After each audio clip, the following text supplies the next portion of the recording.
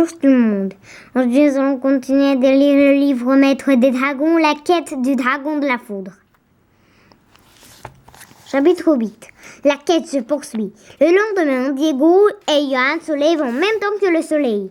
Filbert n'est toujours pas de retour. Allons faire un tour de château, propose Diego.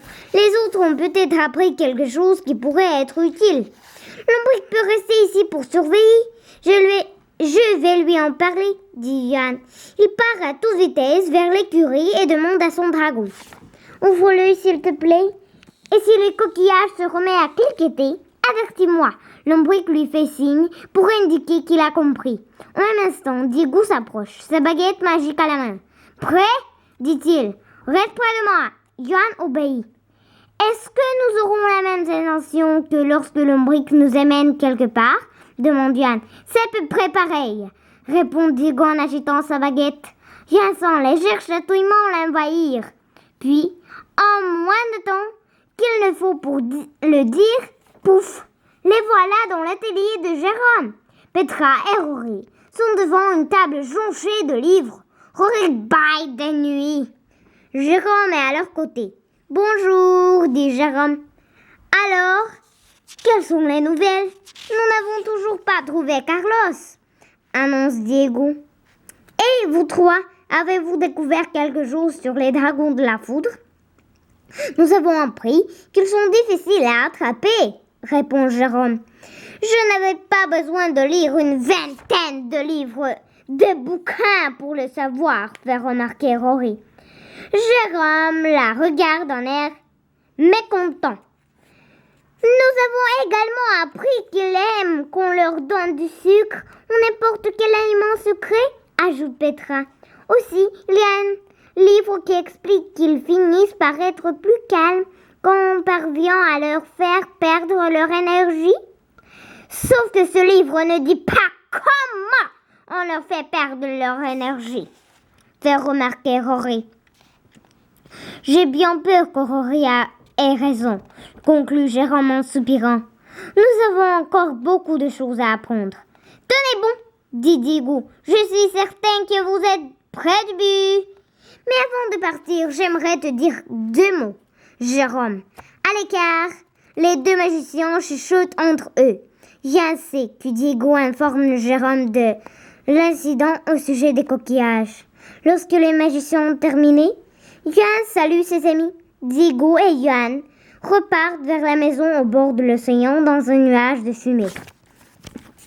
Lorsqu'ils entrent dans la maison, Filbert les attend, perché sur la table de la cuisine. « Filbert !» s'écrie Diego. L'oiseau se pose sur l'épaule de Diego et se met à jacasser. « Super Filbert, merci, dit Diego. Diego se tourne vers Johan, tandis que l'oiseau s'envole. J'ai l'impression que nous allons devoir partir de ce pas. A-t-il trouvé Carlos? Demande Johan. Eh oui, répond Diego en agitant sa baguette. En quelques secondes, il se trouve devant une maison, dans un petit village de pêcheurs très animé. Des bateaux voguent sur la mer. Des hommes munis de seaux et de filets descendent vers le rivage. Un garçon aux cheveux noirs striés d'une longue mèche blanche regarde Diego et Johan avec curiosité. « Mais d'où venez-vous » demande le garçon. « Bonjour Carlos, je m'appelle Diego et voici mon ami Johan. »« Comment avez-vous fait pour devenir mon nom ?» demande Carlos en plissant ses yeux sombres. « Je suis un magicien. »« Magicien, explique Diego. Nous sommes ici parce que nous te cherchions. Et toi, tu es maître des dragons, l'ancien, tout content d'annoncer la nouvelle à Carlos. Un maître des quoi? Fait Carlos en fronçant les sourcils. La porte de la maison s'ouvre. Une femme aux cheveux blancs sort sur le seuil. À qui parle-t-il, Carlos? Demande-t-elle. Elle aperçoit Diego et elle craque les yeux. Mais qu'attends-tu pour inviter ce magicien et son ami à entrer? D'accord, Abuela, répond le garçon. D'un geste, il invite Diego et Johan à le suivre. Johan remarque que Carlos garde son air méfiant. Il ne nous fait pas encore confiance, se dit-il. Cela l'inquiète. Le dragon de la foudre sera beaucoup trop difficile à attraper. Si on ne peut pas compter sur son maître, j'espère que nous pourrons le convaincre. Au revoir!